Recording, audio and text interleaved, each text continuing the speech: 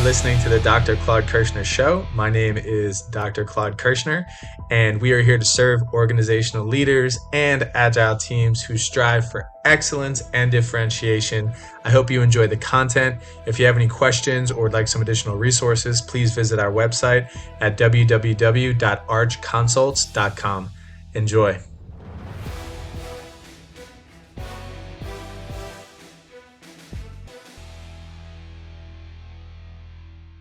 So I asked the question again, do we have a global mindset, truly? Are you seeking out the growth of your knowledge, how you feel, and your social interactions with people from other areas of the planet? Okay, so there are two ways we're going to go about this conversation. One is, what do we think a global mindset is? And then we're going to talk about how we develop it.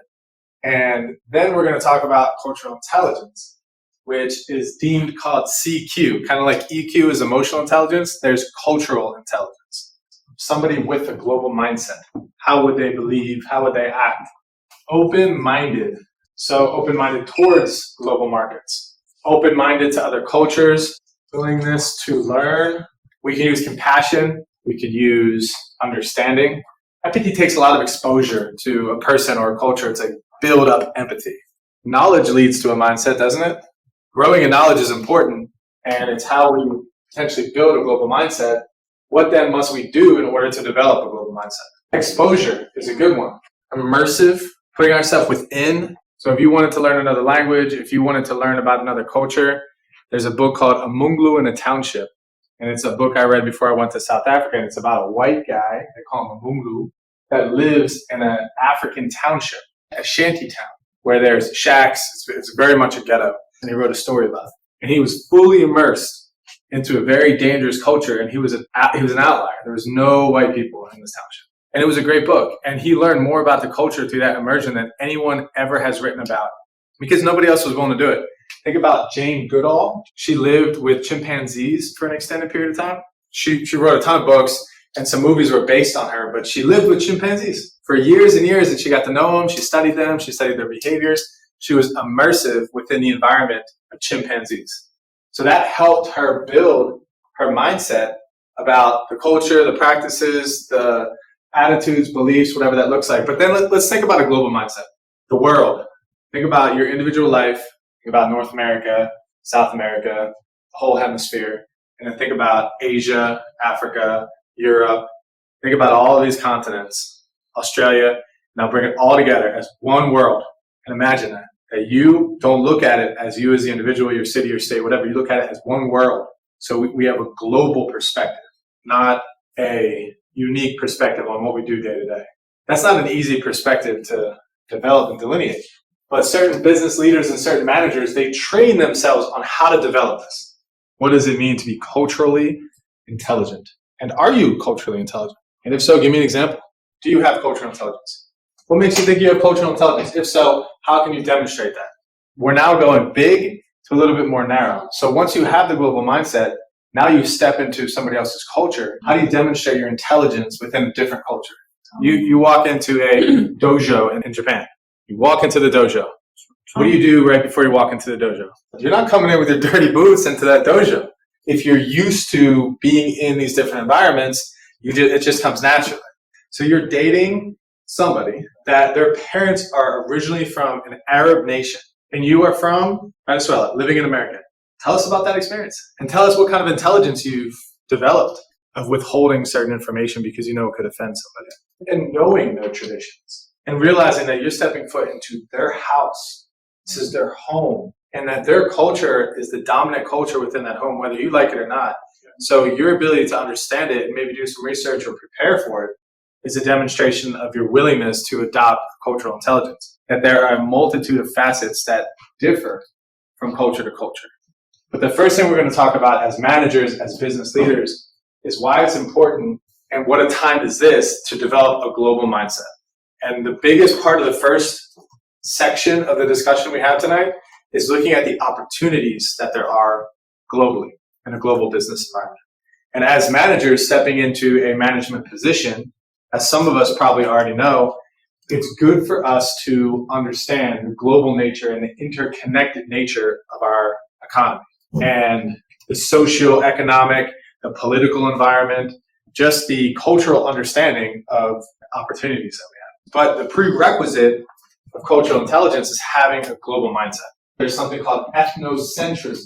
So if I am originally from Mexico, I believe that my Mexican practices are better than others.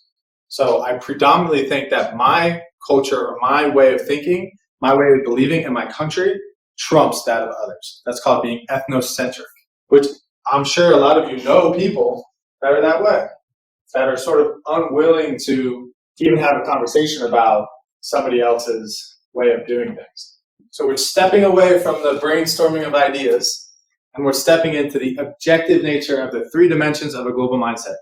Cognitive dimension, it's knowledge. Think of cognition, like understanding the way our brain works.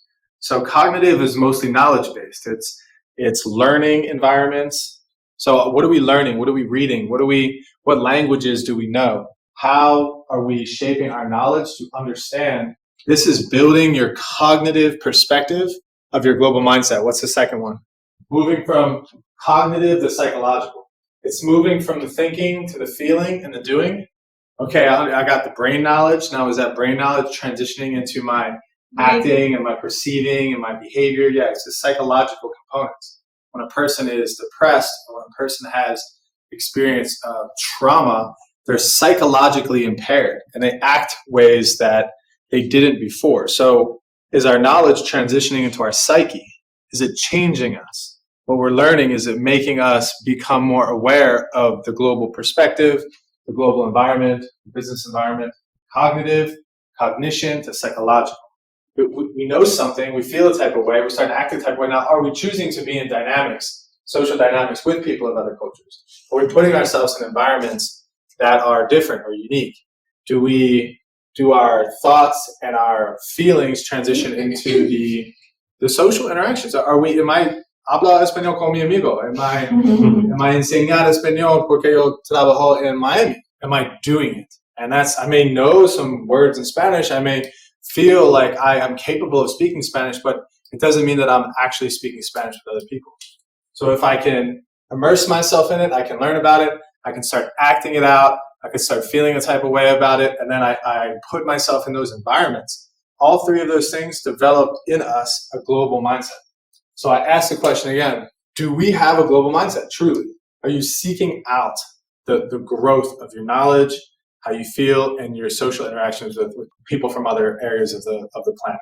Individualistic versus a collectivist society, where here we almost believe in this independence from one another. Is you have your own truth, I have my own truth, we can be friends, but we're not really the same people. Versus there's some areas in the US that are very collective, and especially in faith-based groups where people come together and worship a particular God, whatever they're doing, they're coming together and they're expressing their value system in a similar way. But I don't want to dive too much into culture. What's interesting about it is I can have a global mindset, and I can have a mindset of openness towards other people's faith practices or towards other people's cultures, but that doesn't necessarily mean that I have to adopt them as my own. That your actions and your attitude influence mine. It's just that I'm open-minded to learning about it. And that's really what a global mindset is. It's not transitioning who I am and my core values. It's just more of that open-minded nature. And more in business, it's becoming a predominant skill set that people want to see that their new employees have, is that global mindset. Less about conforming to cultures and more about understanding the mindset. This says global mindset, ability of managers to appreciate and influence individuals, groups, organizations, and systems that possess different social, cultural, political, institutional, intellectual, and psychological characteristics. It doesn't say become like them, it says appreciate and influence individuals in those groups. Expand a global mindset, thinking, curiosity, sort of like open-mindedness. It's just curious. I'm curious about visiting my Indian friends in grad school and going to their house. From India, there's 6 of them living in a house. So you can imagine, this is a small apartment. You walk in, similar to the dojo concept.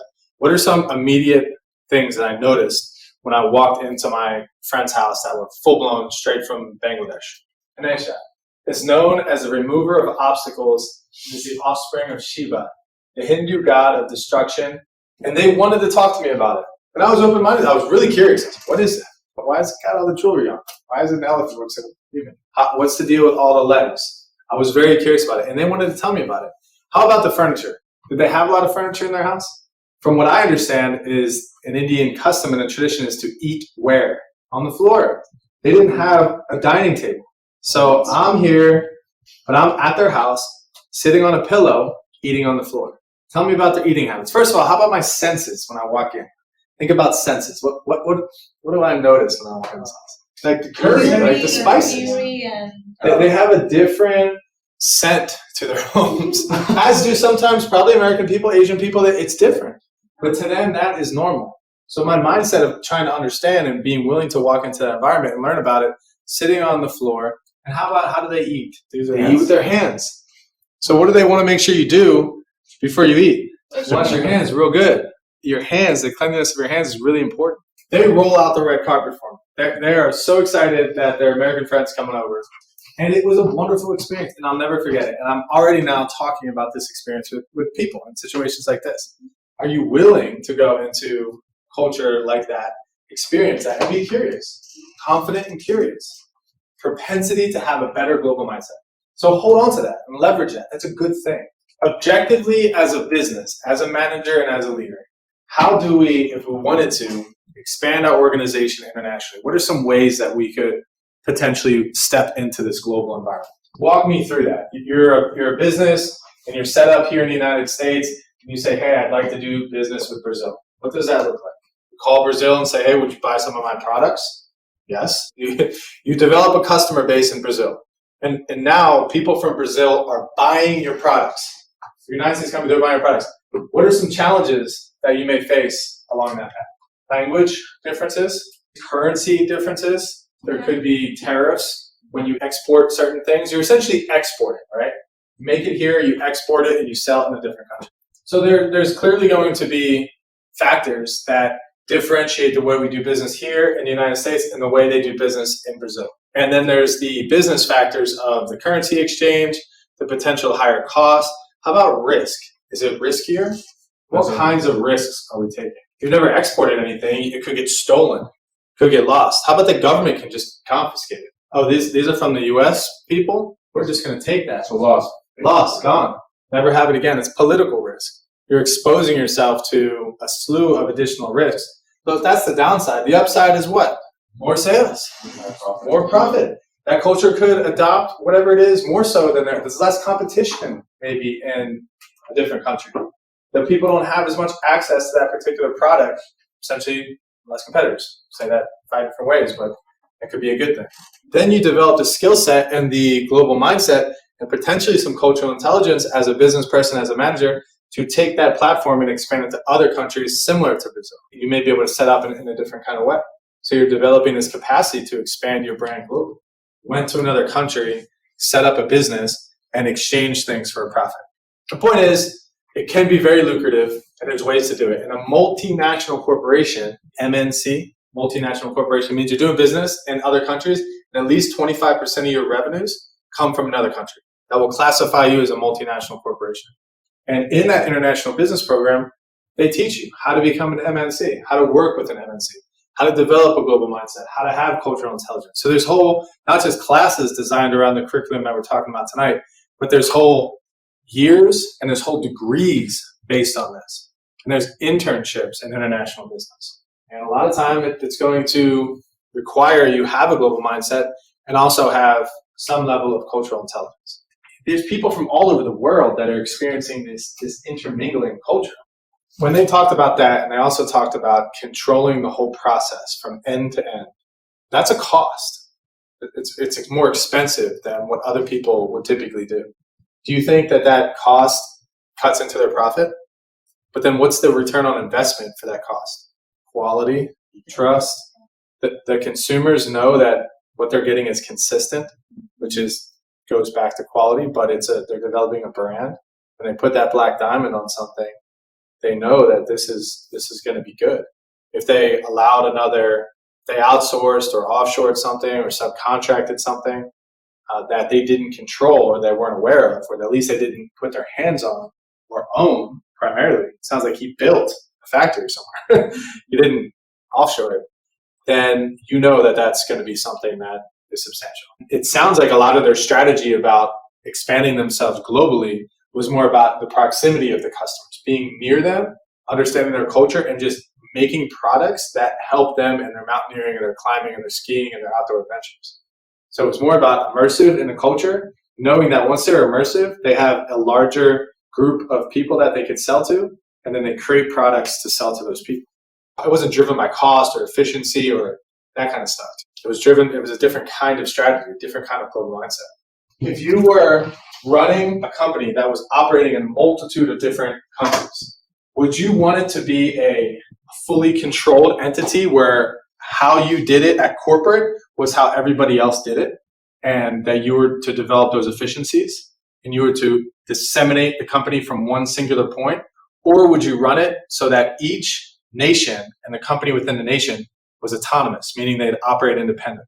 So one voice running the global operation, or 10 different voices within the culture running it without any bureaucracy, autonomously. What are the difference between the two? So the one perspective is you got this megaphone company operating with the globe, versus you have the same company, but it's operating independently in all of these different countries. It's a tricky question. There's no right answer. So the answer is it depends. But I want you to see how that tricky question, and as managers, how that kind of begs the question of, well, what's our strategy? What's our plan? What's our mission? What's our vision? Are we meant to develop efficiencies and scale and find costs? When you have a global mindset like this, when you have a fully global company, what you're saying is it doesn't matter what country we originated from. Our customer base is the world. So if it's cheaper to manufacture here and it makes sense, then we manufacture there and it makes sense. If it's better for us to distribute all of our products from this location, then that's what we do. Versus when you have companies that operate independently, they try to absorb more of that natural flavor, that natural culture. Yeah, they're the same company, but they operate totally differently. But all the money goes into one pot. It's the same company. It's just a different strategy. How does Walmart do it? Efficiency, scale, supply chain management. They've gotten into some legal regulations because in certain countries they'd go and sell below cost, and in certain countries they weren't allowed to do that. Political regulation said that's not allowed here. So Walmart has run into some issues and some struggles. How about Domino's Pizza? Think about Domino's Pizza. They're capable of, each individual country, they're capable of tailoring their products to, it's a very simple product. How about the Black Diamond? How did the Black Diamond company do it? One company, one culture, they own everything. They just adapt locally, but they don't operate independently locally. Like a banking system organization. They probably have different rules and regulations depending on the country. And a lot of that has to do with the differences of financial environments between the different countries because of the complexities of financials. So you almost need someone organic there to run they'll say the European division of Wells Fargo. The European division of Wells Fargo does not work with the American division of Wells Fargo. They don't go to the same corporate training. They go to the local Wells Fargo European division.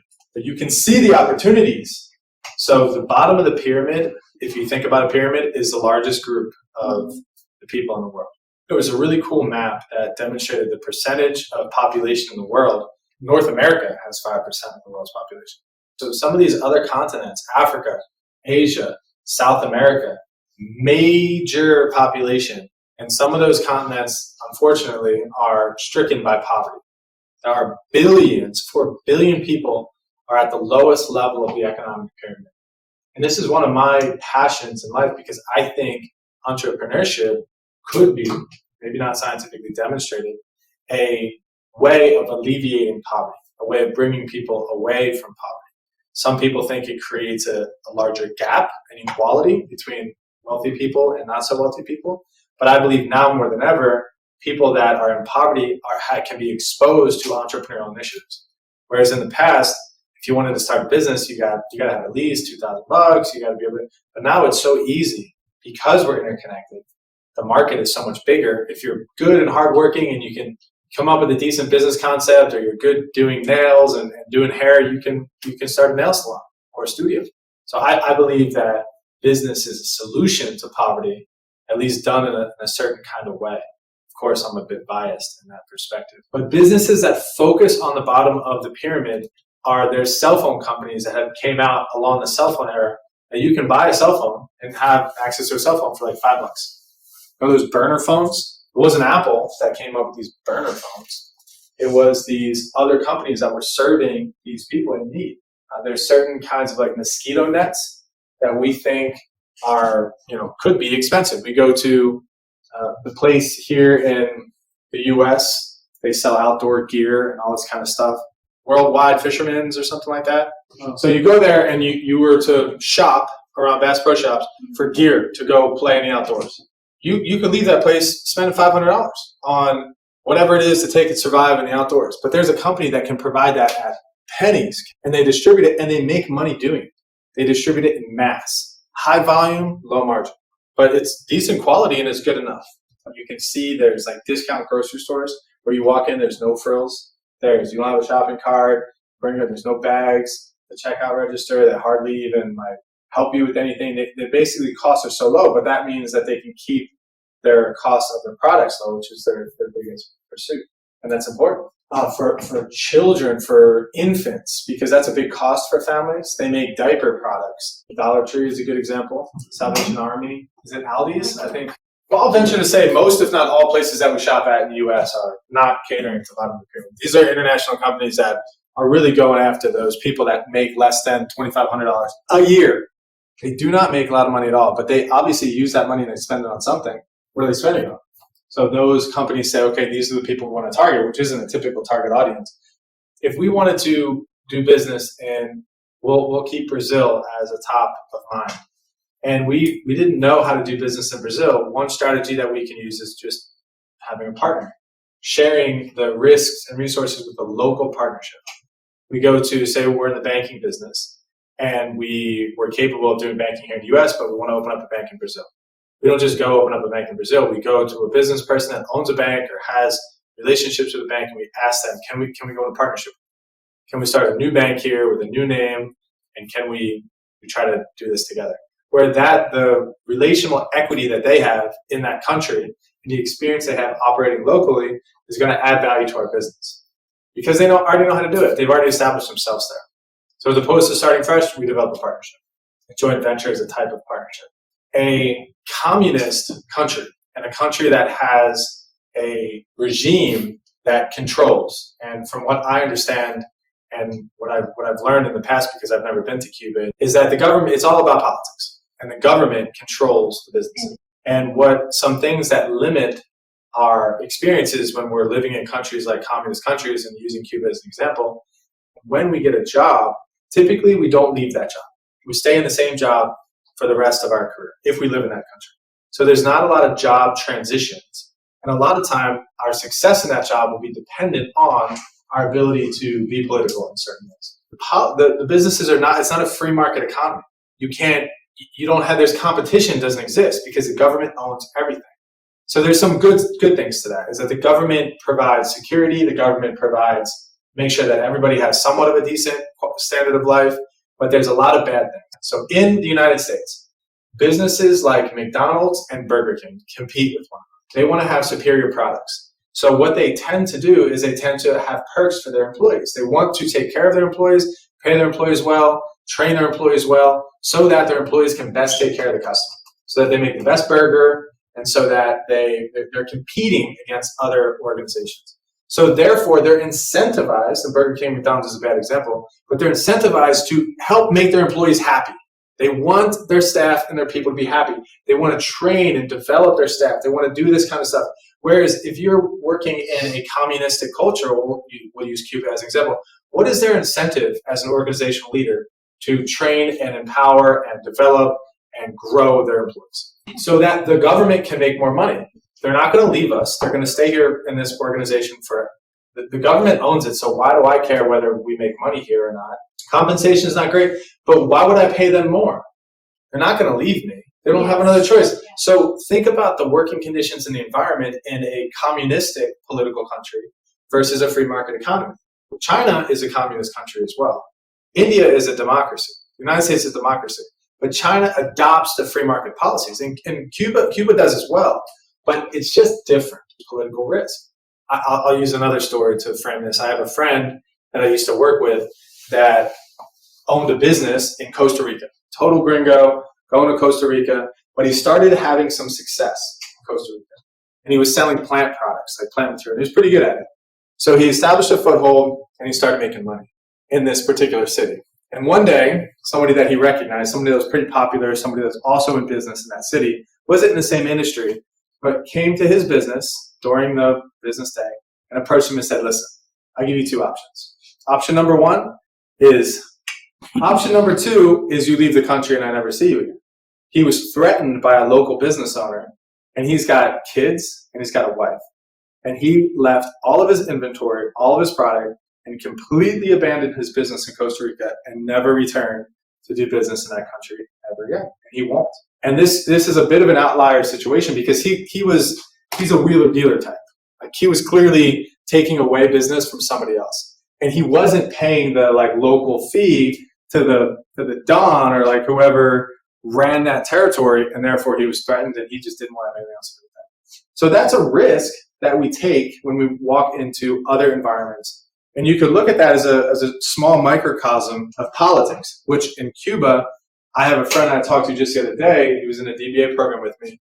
He said he was 16 years old. He was holding a book in his hand, and the book it didn't fall in line with the value system of Cuba. It talked about being creative and independent, and it was too risky of a book. And he was carrying it in his hand. The police officer stopped him and arrested him at 16 years old. Says, you can't have that book. Took the book away from him. And then he obviously moved to the US eventually. And he's more patriotic than I am. More so. Because he can see the differences between the countries. And he's very successful in business. And he owns that book today. And he has it on his shelf. And he says it's a great book. But it was an enlightening story. It's different. This is different. And it's real. It's property rights and religious rights and whatever else is written into the Constitution of the U.S. that just differentiates us. But there are good things of a collectivist communist society. I'm not vouching for it, but we always have to find some beauty in the chaos. It's protected. It could help people. People are clearly living there. Not everybody wants to escape it. How about if you're in politics? How about if you're running these businesses and you're making the money, and your family, you're giving it to your family, and your kids are getting educated, and there are people that are making a successful living in these types of economies. And idealistically, if you had a really good leader that was running a country like Cuba, they really would share the wealth with the nation. They would institute practices that are giving back to the people. They would allow for certain rights, and they would make exceptions here and there. But that's idealism. It's not always the case. I mean, one of the reasons why I share the stories pretty authentically is like, if you just remember my friend that was running a business, it's how he makes his money, was one day he's running a business, next day he's gone. He's never coming back again. And that could happen with certain governments if you're not careful. And as we move to cultural intelligence, it goes back to, if he was culturally intelligent, he would have asked around. He would have said, who's the boss around here? And probably started paying him a little bit of money and sort of been a part of that understanding. He had no idea. He was ignorant, naive American dude that thought he was getting away with something.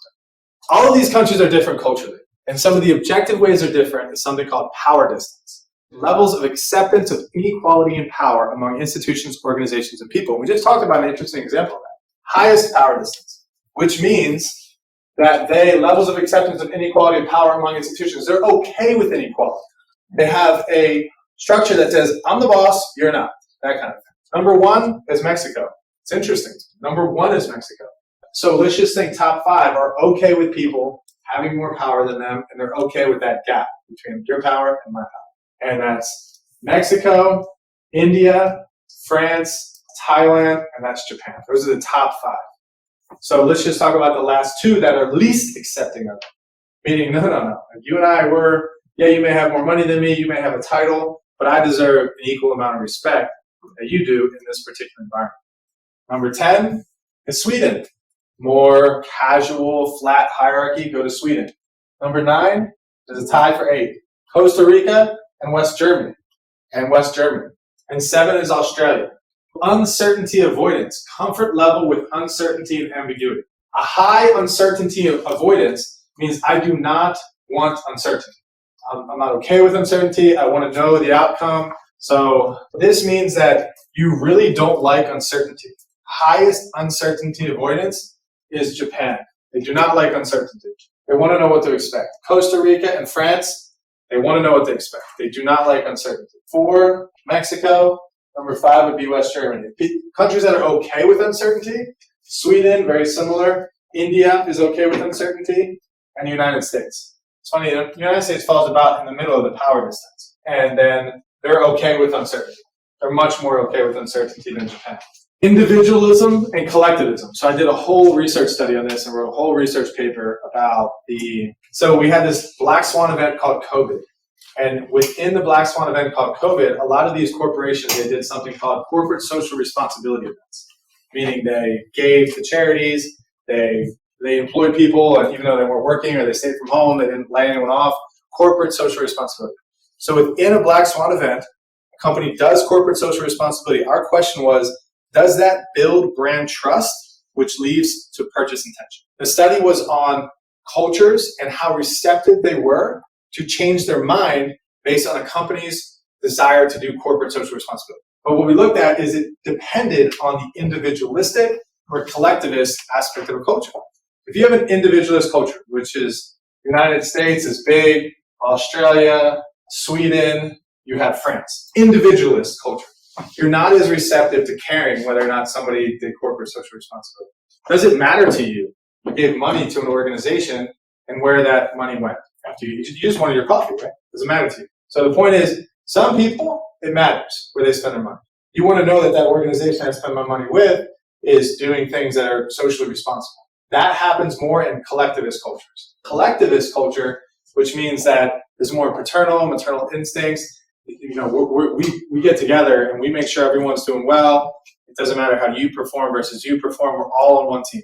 That's collectivist. So what country is most collectivist? Costa Rica, Thailand. Masculinity culture. Preference for achievement, heroism, assertiveness, work centrality with resultant high stress and material success. Versus a femininity culture is value, relationships, cooperation, group decisions, making, and quality of life.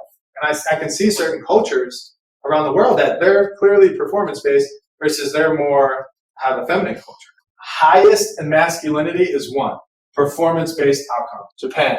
2, Mexico. 3. So how about the least? Sweden. Go there. This is a really cool paradigm to understand that there's 4 aspects here. That if we're going to develop our cultural intelligence, we have to understand these aspects and the differences. Because we act differently in Japan. You got to sit up straight.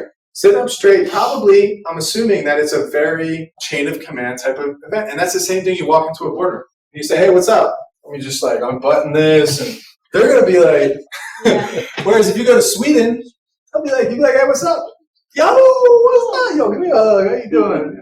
Yo, relax, chill, chill. But it's a joke, but that's for real. It's a difference. I'm trying to paint the extremes so you understand that these things are for us to understand and develop our cultural intelligence. Assertiveness, future orientation, gender differentiation, performance orientation, and humane orientation. Assertiveness, extent to which a society encourages toughness, assertiveness, and competitiveness. High on assertiveness, Spain, United States, Germany. Low on assertiveness, Sweden, Switzerland, Japan. You go and you be assertive in these countries, it's like that is not so great. In the United States, they value assertiveness. Ask for what you want. They say the squeaky wheel gets the grease. Versus in other countries is the nail that sticks up gets hammered down. Or the squawking duck gets chopped off. You want to stand out and be different and be assertive? Around here, that's not how it works. But in the US, we're rewarded for that assertiveness. We ask people, cold call, make the call, ask for the deal. Go out there and don't be afraid to get rejected. But in certain countries, that class doesn't go. Future orientation. You figure that would be a good thing. Every society would do that. Setting goals, right? Low, Russia, Italy, Kuwait. I don't care about that kind of stuff. They don't care too much about the future. They care about the present and they care about the past. They're about history and heritage and legacy and tradition. It's okay. Versus Denmark, Canada, and Singapore, they're about innovation, the future. They want to go to another planet. Gender differentiation, extent to which a society maximizes gender role differences. Play their roles separately to come together and do something. It's the same thing in the business environment. So gender differences, low. Sweden, Denmark, Poland. Hey, men and women are equal. They play the same roles. A man can do what a woman does. A woman can do what a man does. Versus South Korea, Egypt, and China, no. In this environment, this is what women do. In this environment, this is what. And that's real. So think about, as a female, going over to South Korea or putting on a leadership hat and being shunned for it. Your whole life, you're encouraged to step up and take charge, get educated, get a role, maybe earn some money. In these societies, that's not the case. Versus these societies are more equitable. Brazil is medium, neutral. What I'm understanding is they care, they just don't care as much. Like there are roles, but they're not as delineated as they are here. Performance orientation, extent to which the society places emphasis on performance and rewards people for improvement. Russia, Greece, Venezuela is low. United States, Taiwan, Hong Kong, performance oriented. Knowing that I'm not performing for people. I'm performing for influence, for my family, for myself. I'm performing to make an impact on others. Humane orientation, the degree to which a society encourages and rewards people for being fair, altruistic, generous, and caring. So Germany, France, and Singapore don't care about humane orientation. Indonesia, and Egypt, and Iceland, they care about it. They want you to be humane. So high context culture, people are sensitive to the circumstances surrounding social exchange. I care. I'm sensitive to it. A low context culture is people using communication primarily to exchange facts and information. Meaning is derived primarily from words. How I walk, how I present myself, it's out of intention. Like I want to change the way you guys feel, not just have you listen to what I'm saying. So the reason why I do this is because model this behavior if you're trying to behave in certain cultures where you're trying to get something across. When you think of high context, give me the background information, give me the fluff, give me the reading in between the lines before you tell me the line. So that's the difference. Implicit communication, people send and receive unspoken cues such as tone of voice, body language, in addition to the explicit spoken words when talking with others. Global mindset's important, but it is vital for us as managers to embrace a global mindset. Cognitive, psychological, and social aspects. Build a global mindset. Cultural intelligence. How do we develop it? Immersive way. Understanding the context behind our communications. Understanding the differences between certain cultures. Masculinity, power distance, reward system, assertiveness. Your task is to consider the types of organizational cultures and determine what culture the organization is fostering.